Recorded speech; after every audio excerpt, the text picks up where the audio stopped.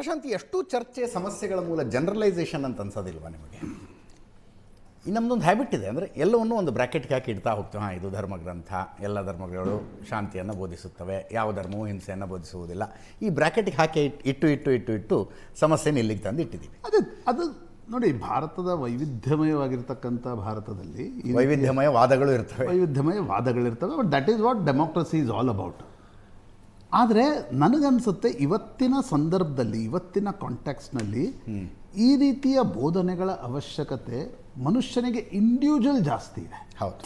ಈಗ ನನಗೂ BJP ಅವರ ವಾದ, JDS ನವರ ವಾದದಲ್ಲಿ ಏನು ಸಮಸ್ಯೆ ಅಂತ ಅನ್ಸುತ್ತೆ ಗೊತ್ತಾ ನನಗೆ?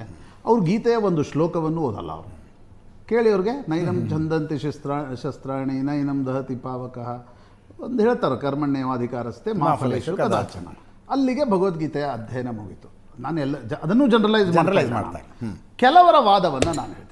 ಅದಕ್ಕಿಂತ ಕೆಲವು BJP ನಾಯಕರುಗಳು ಸಪರೇಟ್ ಯೂಟ್ಯೂಬ್ ಚಾನಲ್ಗಳನ್ನು ಮಾಡಿಕೊಂಡ್ರು, ಭಗವದ್ಗೀತೆ ಸಾರವನ್ನು ಎಕ್ಸ್ಪ್ಲೇನ್ ಮಾಡೋದು. ರಾಜೀವ್ ಮಾಡ್ತಾರಲ್ಲ, ರಾಜೀವ್ ಮಾಡ್ತಾರೆ, ಕುರ್ಚಿಯ ಮಾಜಿ MLA. ನಾನು ನನಗಿರ್ತಕ್ಕಂಥ ವಾದ ಏನು ಅಂತಂದರೆ, ನೀವು ಗೀತೆಯನ್ನು ಮೊದಲು ಅಧ್ಯಯನ ಮಾಡಿ, ಗೀತೆಯ ಸಾರವನ್ನು ಅರ್ಥ ಮಾಡಿ ತಿಳ್ಕೊಳ್ಳಿ.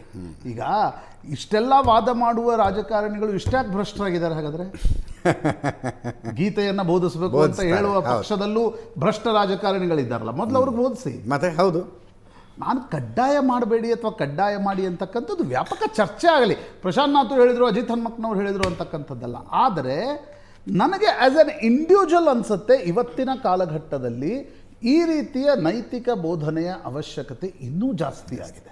ಯಾಕಂದರೆ ನಿಮಗೆ ದ್ವಂದ್ವಗಳು ಜೀವನದಲ್ಲಿ ಜಾಸ್ತಿ ಆಗಿವೆ. ಆಕರ್ಷಣೆಗಳು ಜಾಸ್ತಿ ಆದಂಗೆ ದ್ವಂದ್ವಗಳು ಜಾಸ್ತಿ ಆಗ್ತವೆ.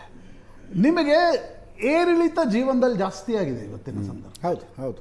ಫೈನಾನ್ಷಿಯಲ್ನಿಂದ ಹಿಡಿದು ನಿಮ್ಮ ಮಾನಸಿಕವಾಗಿರ್ತಕ್ಕಂಥ ಏರಿಳಿತಗಳು ಜಾಸ್ತಿ ಆಗಿ, ಆ ಏರಿಳಿತಕ್ಕೆ ಉತ್ತರ ಎಲ್ಲಿ ಹುಡುಕ್ತೀರಿ? ಆ ಏರಿಳಿತಕ್ಕೆ ಕಾನೂನು ಉತ್ತರ ಹೇಳೋಕ್ಕಾಗಲ್ಲ. ಆ ಏರಿಳಿತಕ್ಕೆ ಈ ರೀತಿಯ ನೈತಿಕ ಬೋಧನೆಯ ಅವಶ್ಯಕತೆ ಇದೆ. ಹಾಗಾಗಿ ನನಗನ್ಸುತ್ತೆ ಈಗ ನಾವು ಬೇರೆ ಧರ್ಮಗಳ ಗ್ರಂಥಗಳ ಜೊತೆ ಇದನ್ನು ಸಮೀಕರಿಸಲಿಕ್ಕೆ ಆಗಲ್ಲ.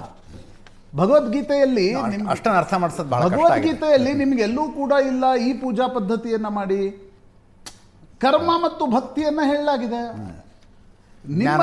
ದೈನಂದಿನ ಜ್ಞಾನ ಮಾರ್ಗವನ್ನು ಹೇಳಲಾಗಿದೆ. ನಿಮ್ಮ ದೈನಂದಿನ ಜೀವನದ ಸಮಸ್ಯೆಗಳನ್ನು ಈಗ ಹಲೇಶಪ್ಪ ಅವ್ರು ಹೇಳ್ತಾ ಇದ್ರು, ನಾನು ಹಲೇಶಪ್ಪ ಅವ್ರನ್ನ ಟೀಕ್ಸಲ್ಲ, ಆದರೆ ಅಲ್ಲಿ ಕೊಲ್ಲುವಂತ ಹೇಳಿದ್ಯಾರನ್ನ?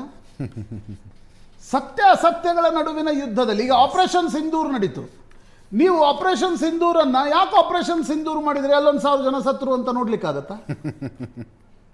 ಪಹಲ್ಗಾಮ್ ಅಟ್ಯಾಕ್ನ ಕಾಂಟೆಕ್ಸ್ಟ್ ಇಟ್ಕೊಂಡು ನೀವು ಆಪರೇಷನ್ ಸಿಂಧೂರ್ ನೋಡಿದ್ರೆ, ಇಲ್ಲ ಪಾಕಿಸ್ತಾನದವ್ರು 100 ವರ್ಷದ ಹಿಂದೆ ನಮ್ಮವರೇ ಆಗಿದ್ರಲ್ಲಪ್ಪ ಅಂತ ನೀವು ವಾದ ಮಾಡಿದ್ರೆ, ಹಾಗಾಗಿ ಅದನ್ನು ಆ ಕಾಂಟೆಕ್ಸ್ಟ್ನಲ್ಲಿ ನೋಡುವ ಅವಶ್ಯಕತೆ ಇದೆ. ಚನ್ನಬಸಪ್ಪ ಅವರೇ, ಹಾಲೇಶಪ್ಪ ಅವರೇ, ಧನ್ಯವಾದ. ಥ್ಯಾಂಕ್ ಯು ಸೋ ಮಚ್ ರಾಜಗೌಡ್ರೆ. Thank you Prashanth. ಇದರೊಂದಿಗೆ ಇವತ್ತಿನ ಲೆಫ್ಟ್ ರೈಟ್ ಆ್ಯಂಡ್ ಸೆಂಟರ್ ಮುಗಿಸ್ತಾ ಇದ್ದೀನಿ. ನೇರ ದಿಟ್ಟ ನಿರಂತರ ಸುದ್ದಿಗಾಗಿ ನೋಡ್ತಾ ಇರಿ ಏಷ್ಯಾನೆಟ್ ಸುವರ್ಣ ನ್ಯೂಸ್.